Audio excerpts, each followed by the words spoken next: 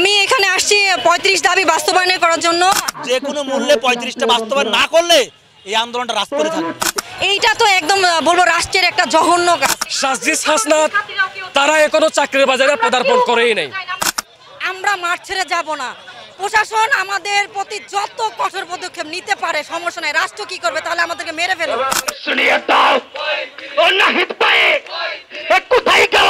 এই আন্দোলনটা আমি দীর্ঘদিন ধরে এই আন্দোলনের সাথে জড়িত এবং আন্দোলনটা করছি।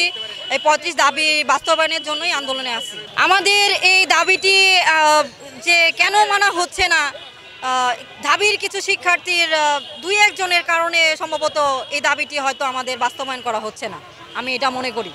আমরা তো ৩২-এর জন্য আন্দোলন করি নাই, আর এই আন্দোলনটা হচ্ছে দীর্ঘ ১২ বছরের আন্দোলন। তো এই আন্দোলনটা শুরুই হয়েছে ৩৫ দিয়ে, তো ৩২ তারা দিয়েছে, এটা আমরা ঘৃণিতভাবে প্রত্যাখ্যান করছি। এইটা তো একদম বলবো রাষ্ট্রের একটা জঘন্য কাজ। আমাদের যেইভাবে হামলা মামলা, তারপরে হচ্ছে জলকামান লাঠিচার্জ, এগুলো দিয়ে কি আমাদের ঘরে বন্দি করে রাখতে পারছে? আমরা এখনও আন্দোলনে আছি, মাঠে আছি। ৩৫ বাস্তবায়নের জন্যই আমরা এখনও মাঠে আছি। তারা তো বর্তমানে উপদেষ্টা হিসেবে সারজিদ হাসনাত ভাই যেহেতু এখন রাষ্ট্রের একটা বড় পদক্ষেপে ভূমিকা রাখতেছে, এটা বলতে গেলে সারজিদ ভাই যদি বলেও থাকে ৩২, তবে সারজিদ ভাইয়ের কাছে আমার একটাই আবেদন যে ভাইয়া আপনি আমাদের পাশে দাঁড়ান। আপনি তো ডাক্তারদের পাশে দাঁড়িয়েছেন, আমরা যে ২৬ লক্ষ শিক্ষার্থী, সাধারণ পরিবার, আর আমরা তো আপনার মতোই ছাত্র। তো ভাইয়া আপনি আমাদের পাশে কেন আসছেন না? আপনি একটা ৩২-এর স্ট্যাটাস দিয়ে আমাদের এই ৩৫-এর আন্দোলন এভাবে ভ্যানিস্ত করতে পারেন না। আপনি আমাদের পাশে এসে দাঁড়ান। আপনি ডাক্তারদের পাশে গিয়ে দাঁড়িয়েছেন, আমাদের পাশে দাঁড়ান। যেখানে যারা আন্দোলন করে নাই, ডাক্তাররা আন্দোলনই করে নাই, আমরা আন্দোলন করেছি ৩৫ জন, তারা আন্দোলন না করেই ৩৪ পেয়ে গেল, আর সাজিদ ভাইও সেটাই সাপোর্ট করলো। তা আমরা যে এই দীর্ঘ ১২ বছর ধরে আন্দোলন করতেছি, সাজিদ ভাই কি পারতো না, বা মাননীয় প্রধান উপদেষ্টারাও কি পারতো না আমাদের পাশে দাঁড়াতে?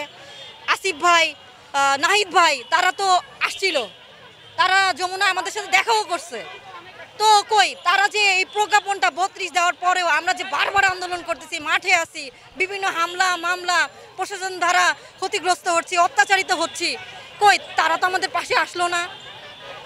তা আমি আহ্বান জানাচ্ছি সারজিদ ভাই, হাসনাত ভাই, নাহিদ ভাই এবং মাননীয় প্রধান উপদেষ্টা ডক্টর ইউনূস স্যার, ইনিও আমাদের এই যে আমরা যে ভুক্তভোগী হয়ে আসছি, আমরা ৩২-এর যে আমাদের যে প্রজ্ঞাপনটা দিয়েছে, এটা তো আমরা চাচ্ছি না, আমরা ৩৫ চাচ্ছি। আমাদের একটা ব্যবস্থা করে দেখ, রাষ্ট্র আমাদের দায়িত্ব নিক।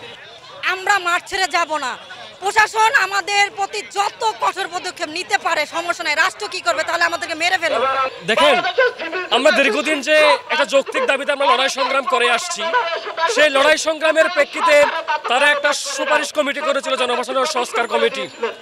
সেই জনপ্রশাসন সংস্কার কমিটি একটা সিদ্ধান্ত দিয়েছে ছেলেদের জন্য ৩৫, মেয়েদের জন্য ৩৭।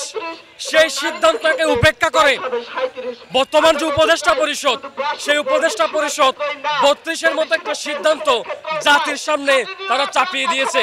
জাতির সামনে চাপিয়ে দিয়ে তারা দীর্ঘ যে লাখ লাখ যে ৩৫ প্রত্যাশীদের দাবি, লাখ লাখ আমাদের ৩৫ প্রত্যাশীদের সিদ্ধান্তকে উপেক্ষা করে তারা মূলত ভাই আপনারা তো ৩৫-এর জন্য বারবার রাজপথে যাচ্ছেন, এই বিষয়টা বারবার তো আপনারা দেখতেছেন আমরা রাজপথে থাকতে চাই না, আমাদেরকে বাধ্য করা হয় রাজপথে আসার জন্য। কেন বাধ্য করা হয়? আমরা তো সংস্কার কমিটিকে যখন আমরা মিটিং এ বসছি বলেই দিছি যে স্যার যদি ৩৫-এর নিচে ডিজিট দেওয়া হয় তাহলে এটা রাজপথেই থাকবে। তো যেই কথা সেই কথা ধরে রাজপথে থাকতে বাধ্য করছে রাষ্ট্র আমাদেরকে, আমরা থাকতে চাই নাই। অতএব এইটাকে বাস্তবায়ন করে, অনতিবিলম্বে দ্রুত বাস্তবায়ন করে আমাদেরকে রাজপথ থেকে পড়ার টেবিলে ফিরে নেওয়ার জন্য রাষ্ট্র ব্যবস্থা করবে। কিভাবে, কোন কৌশলে আমাদের জেনারেশনটাকে কোনোভাবেই এখান থেকে মানে কি উত্তোলন করে পড়ার টেবিলে ফিরে নেবে, এটা রাষ্ট্র সম্পূর্ণ একটা সুপরিকল্পনা করবে। আমরা তো জানি না, আপনারা যেরকমটা বলেন যে কেন ৩২ করা হলো, আমাদেরও সেই প্রশ্ন কেন ৩২ করা হলো।